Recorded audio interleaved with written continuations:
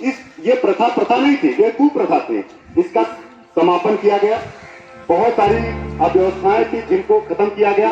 शिक्षा में इनको अधिकार दिया गया, नौकरियों में इनको पूरा राइट दिया गया। 50% इनको आरक्षण दे दिया गया महिलाओं को। इनका प्रतिनिधित्व, कोई भी ऑफिस अगर आप विचार करके देखेंगे, कोई कार्यालय, कोई विभाग देखेंगे, तो निश्चित तौर पर वो ऐसा विभाग नहीं मिलेगा जहां पर स्त्रियों का वर्चस्व अब ना हो। यानी वहां पर स्त्रियां हैं। जैसे उदाहरण के तौर पर आपके विद्यालय में ही मान लीजिए, आपके यहाँ विद्यालय में भी महिला है, ठीक है ना। तो ऐसे ही अलग अलग जगह पर कन्या विद्यालय है। आज भी कोई भेदभाव होता है कि कन्या विद्यालय तो सिर्फ कन्याएं उसमें पढ़ेंगी, लेकिन यह पाठ्यक्रम में जोड़ा जा रहा है कि महिला और पुरुष एक साथ उसका अध्ययन करना शुरू करेंगे। बच्चों, जैसे ही पता चलता है, देखिए अब यह अपराध की श्रेणी में आ रहा है। धीरे धीरे कानून बनाया गया 1961 का कानून है कि कोई भी लैंगिक परीक्षण नहीं कराएगा। अगर इसमें कराता है कोई तो उसका दोषी पाया जाएगा, उसके 10,000 जुर्माना या उसको 6 महीने साल भर का जेल। अगर कोई जाकर के अल्ट्रासाउंड करा करके या पता करता है कि गर्भ में लड़का है या लड़की है, तो निश्चित तौर पर वह गर्भपात कराने की स्थिति में होते हैं कि अगर कोई लड़की गर्भ में है तो कन्या भ्रूण हत्या, इसे क्या कहा गया? कन्या भ्रूण हत्या का नाम दिया गया कि कन्या भ्रूण हत्या किया गया। और बहुत सारे अखबारों के माध्यम से आप पढ़ते हैं, समाचार सुनते हैं, देखते हैं कि इस तरह की चीजें लड़कियों के साथ पैदाइशी गर्भ में आने के बाद से भेदभाव किया जा रहा है। इसके पीछे कारण क्या है, इसको जानना बहुत जरूरी होता है। इसके पीछे एक महत्वपूर्ण कारण जो आज समाज में बैठा हुआ है, वह है, व्याप्त हुआ है, दहेज। यह सबसे खतरनाक है। दहेज हमारे देश के लिए अभिशाप है। यह बात आप लोगों को समझनी पड़ेगी, हम सभी को समझना पड़ेगा कि दहेज लेना और देना दोनों महापाप है। पहले क्या होता था, गिफ्ट करते थे लोग प्राचीन काल में। अब जिसकी जैसी व्यवस्था थी वैसे गिफ्ट करते हैं। हमारी बेटी है, लाडली बेटी है, इसको गिफ्ट कर रहे हैं। लोगों ने देखा, देख करके इसको समझना कि भाई इनको इतना गिफ्ट मिला, हमें नहीं मिला, इनको इतना मिला, हमें नहीं मिला। यह एक प्रचलन में आ गया और प्रचलन के कारण एक दबाव बन गया और समाज पर ऐसा दबाव बना कि लड़की जिस घर में पैदा हो गई उसके ऊपर ऑटोमेटिक एक दबाव है कि 10 लाख 20 लाख इसको खर्च करना ही पड़ेगा। अब आज के समय में मजदूरी नहीं है, नौकरी नहीं है, काम नहीं है। अब पैदा हो गई लड़की, बड़ी धीरे धीरे बड़ी हो रही है, तो उसको कितना खर्च करेगा गार्जियन? उसके लिए तो 1 लाख रुपए नहीं इकट्ठा हो पा रहा है और 5 लाख रुपए उसको इकट्ठा करके उसको विदा करना है लड़की को। तो सबसे बड़ी समस्या एक समाज में दहेज को लेकर के है। और दहेज के पैसे से बेटा एक बात और आप लोग समझ लीजिए, क्योंकि आप लोग हैं और आप ही लोग आगे जाकर के शादी ब्याह होगा तो दहेज लेने का काम आप लोग करेंगे। तो एक बात समझिएगा कि दूसरे की दिए हुए बाइक से और दूसरे की दी हुई कार से चलने में शान नहीं है। मेरी बात समझे, एक बात पहले भी कहा था मैंने, दूसरे की दी हुई बाइक और दूसरे की दी हुई कार, इसमें चलने में शान नहीं है। आप अपनी खरीदी हुई मोटरसाइकिल से, अपनी खरीदी हुई साइकिल से चलने में जो शान है ना, वो दी हुई कार से चलने में शान नहीं है। क्योंकि कोई भी एक मुंह उठा करके कह देगा दहेज की गाड़ी है, तब चल पा रहे हो, नहीं चल नहीं पाते, दहेज की बाइक है। तो यह शान आप लोगों की मिट्टी में मिल जाएगी। शान बनाना है, मर्द है आप तो मर्दानगी का काम कीजिए और दहेज को त्याग दीजिए, छोड़ दीजिए दहेज को। कहिए कि आप साफ है, हम दहेज नहीं।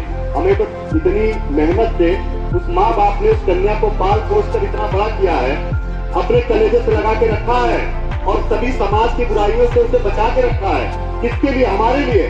और जब हमारे लिए बचा के रखा है तो हम उसके बदले में पैसा भी लेंगे या कितना बड़ा अपराध कर रहे हैं। तो निश्चित तौर पर यह बात अगर आपने सोच लिया तो उस कन्या का मान सम्मान आपके घर में अगर होना शुरू हो गया तो कन्या आजीवन आपकी रेडी रहेगी और आपकी सेवा में लिप्त रहेगी। लेकिन अगर आपने दहेज का पैसा लिया है और आपकी व्यवस्था नहीं, आपकी योग्यता नहीं है और आपने योग्यता के से ज्यादा आपने ले लिया है इस बात को मांग करके, तो निश्चित तौर पर वह लड़की आकर के यहाँ पर वह तांडव मचाएगी।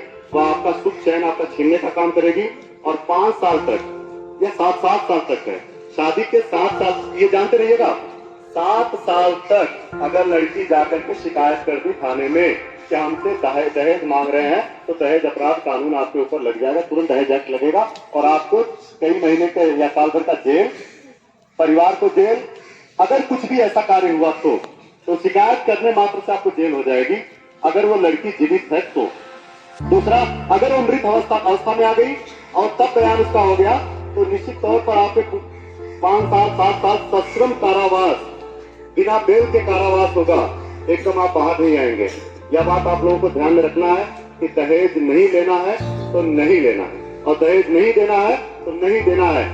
दूसरा नंबर, जो समाज में एक विपरीत लिंगी के प्रति जो हमारे मन में गंदगी बैठी हुई है कि यह उपभोग की वस्तु समझते हैं कि दूसरे की बहन हमारी प्रेमिका हो सकती है, हमारी बीवी हो सकती है, हमारी XYZ हो सकती है और हमारी बहन सती बहन होगी।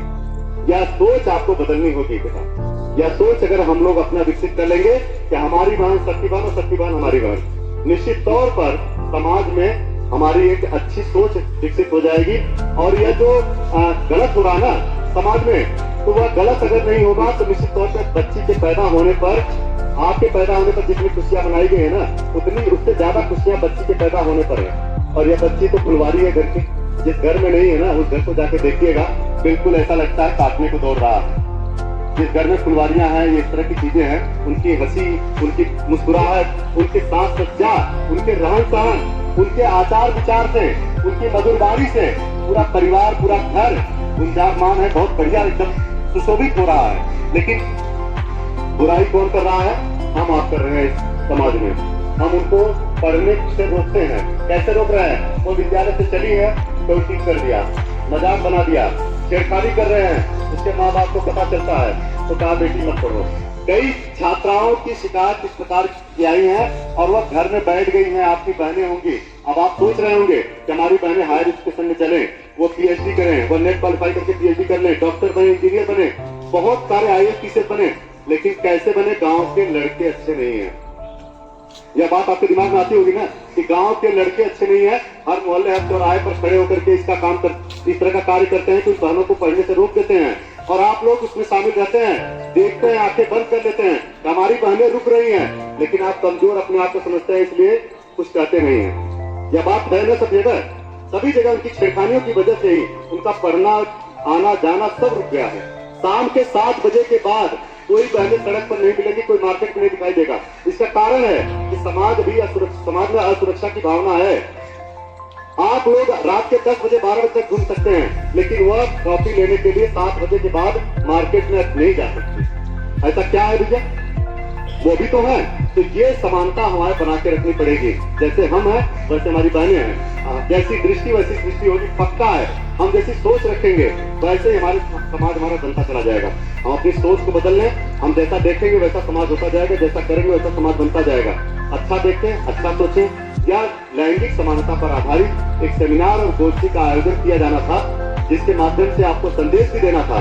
एक बात और मैं आपको पहले बता चुका हूँ कि अगर बहनों ने, उन बच्चियों ने केवल शिकायत मात्र कर दिया ना कि यह लड़का हमें घूर के देख रहा था या हमारा हाथ पकड़ लिया या उसने बदतमीजी की, तो पॉक्सो कानून आपको पकड़ेगा नहीं। पॉक्सो कानून आपको जरूर पकड़ लेगा और ले जाकर के जेल में डाल देगा। तो भले ही बात सुधार गृह हो, लेकिन आपका जीवन बर्बाद कर देगा। तो मेरे कहने का मतलब इतना है कि जिस भी छात्र के ऊपर कोई भी FIR दर्ज हो गई है, उसको नौकरी में बड़ी समस्याओं का सामना करना पड़ता है। सरकारी नौकरी मिल ही नहीं सकती और ऐसी आपराधिक स्थिति अगर आपकी हो गई तो निश्चित तौर पर आप नौकरी नहीं कर पाएंगे। इसलिए अपने आप को सेव करना है, अपने परिवार को सेव करना है। उस दिन हॉल में मैंने ये बताया था कि कई लाख रुपए का खर्चा आ जाएगा अगर पॉक्सो वगैरह लग गया तो। पुलिस वाले जब भी आएंगे पैसे लेके जाएंगे। जब भी कोई बात आएगी तो निश्चित तौर पर आप शोषण के शिकार होंगे, आपका परिवार शोषित हो जाएगा। इसलिए आपको क्या करना है? इन चीजों से बिल्कुल बच के रहना है। आप सीधा अपने रास्ते जाइए, अपने रास्ते आइए और बहनों को अलर्ट कर दीजिए। बहनों को अलर्ट कर दीजिए कि अगर कोई भी तुम्हारे साथ इस तरह की हरकत करता है तो उसकी सूचना वुमेन हेल्पलाइन 1090 पर जाकर के घर से फोन कर दे और उसका नाम बता दे कि यह व्यक्ति मुझे परेशान करता है, और एड्रेस के साथ पुलिस वाले आएंगे, सीधा उठा के ले जाएंगे, पता भी नहीं चले घर वालों को कहाँ गया। यह बात आप ध्यान रखिएगा। वुमेन हेल्पलाइन इमरजेंसी हेल्पलाइन है।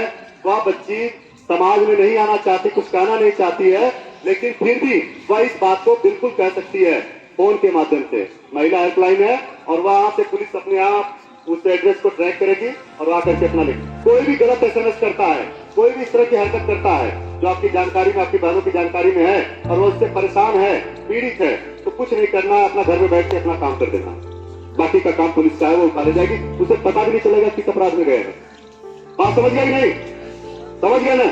यह जागरूकता अभियान किया गया है। आज से नवरात्र का प्रारंभ हो रहा है और इस नवरात्रि के प्रारंभ से शारदीय नवरात्र है ये, और इसी के उपलक्ष्य में भारत सरकार के द्वारा मिशन शक्ति का प्रारंभ किया गया था और यह मिशन शक्ति आज लैंगिक समानता के रूप में यह आपके सामने पेश किया जा रहा है, जो आपके सामने है। तो सभी बच्चे इस बात का पूरा ध्यान रखेंगे कि कोई भी गलत एक्टिविटी में भाग नहीं लेंगे और अपनी बहनों को अलर्ट कीजिए कि आप लोग मजबूत बनिए, डरिए मत, कोई कुछ नहीं कर सकता, समझ गए नहीं? और सभी जगह छापेमारी होगी, सभी जगह जांच हो रही है, एसिड वगैरह जो भी बिक रहा हो कहीं ना, उन सब की जांच हो रही है, वो सब चले जाएंगे, उड़ जाएंगे सब वहां से। तो इसलिए जो गुंडा एक्ट है, सिर्फ केवल नाम बताना है, वो गुंडा एक्ट में लिप्त हो जाएंगे, ये बता दिया मैंने आपको। तो सारी चीजों का ध्यान रखते हुए आप लोग अपने परिवार का ध्यान रखें, अपने समाज का रखें और खुद अपना खुद बहुत बढ़िया तरीके से रखें। इन्हीं शब्दों के साथ आज की कार्यशाला यही समाप्त की जाती है। आज एक पोस्टर पेंटिंग प्रतियोगिता लैंगिक समानता पर है। मैंने ग्रुप में सूचना भेजी थी, जितने ग्रुप मेरे पास हैं, जैसे 10th है मेरे पास, 9th है, 8th भी है, 12वीं सी है, 11th भी है, कुछ इस तरह की क्लासेज हैं। तो ऐसे क्लासेज में मैंने वो तुरंत ही मैंने सेंड कर दिया था कि आज निबंध प्रतियोगिता, आज यही पोस्टर पेंटिंग प्रतियोगिता, वाद विवाद प्रतियोगिता, क्या इस पर निश्चित कला अध्यापक श्री चट्टान जी से मिलेंगे और निबंध प्रतियोगिता का आयोजन 5वें पीरियड में होगा और वाद विवाद प्रतियोगिता का कार्यक्रम 7वें पीरियड में होगा। दोनों कार्यक्रम वो निबंध वाले और भाषा प्रतियोगिता हॉल में 5वें और 7वें में होंगे। यह बात ध्यान रखेंगे, तो वहां पर पहुंचेंगे वो बच्चे, वहां पर हम लोग पहुंचे रहेंगे। समझ गए नहीं? लैंगिक समानता अब समझ गया ना? विस्तार से मैंने इसका वर्णन कर दिया है कि पुरुष और स्त्री में समानता होनी चाहिए, इसको पाठ्यक्रम में लागू करना चाहिए और बाकी विस्तार आप लोग जितना कर सकते हैं उतना करके। निबंध प्रतियोगिता वहां पर होगी और वही आपका वाद विवाद प्रतियोगिता भी वहीं पर संपन्न होगा और चित्रकला प्रतियोगिता कौन से पीरियड में कराएगा? तीसरे में। सामान किसके किसके पास है? जी थोड़ा कैमरा ऊपर भी कर सकते हैं। फोटो दोनों लोग खींच रहे हो, वीडियो को बनाएगा, वीडियो से जाओ अभी बेटा और भी करना था, थोड़ा सामने से आके यहाँ नजदीक से आके सबके पोस्टर को ले लो, हाईलाइट करते हुए।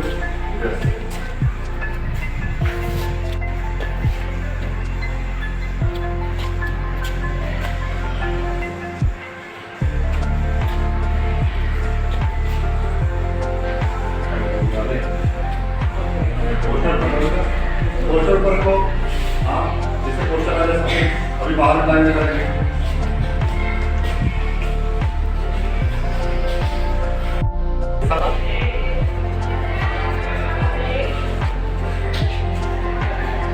जिससे टीचर भी आते हैं अपना, ठीक है ना? टीचर्स भी आते हैं।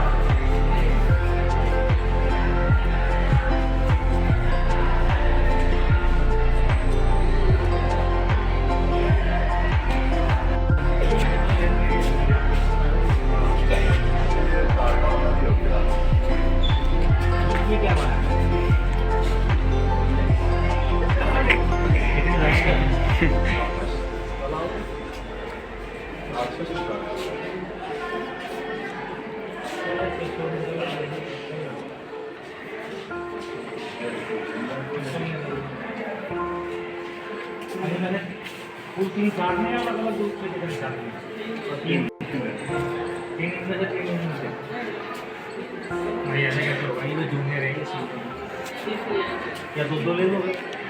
3 ले लो जूनियर बंद कर दो, अच्छा हो जाएंगे। अभी सर से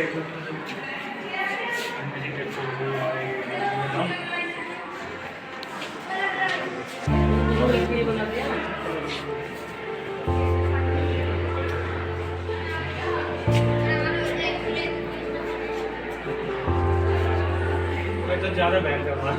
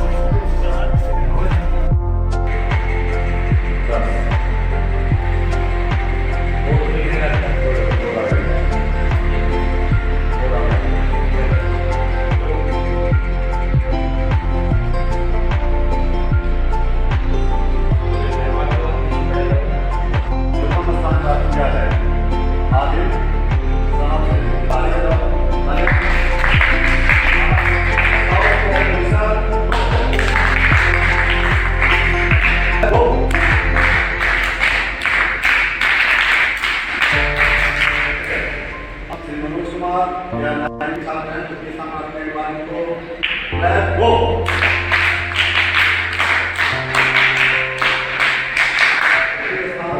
नाइन भी इनके लिए भी साउथ लेट्स गो।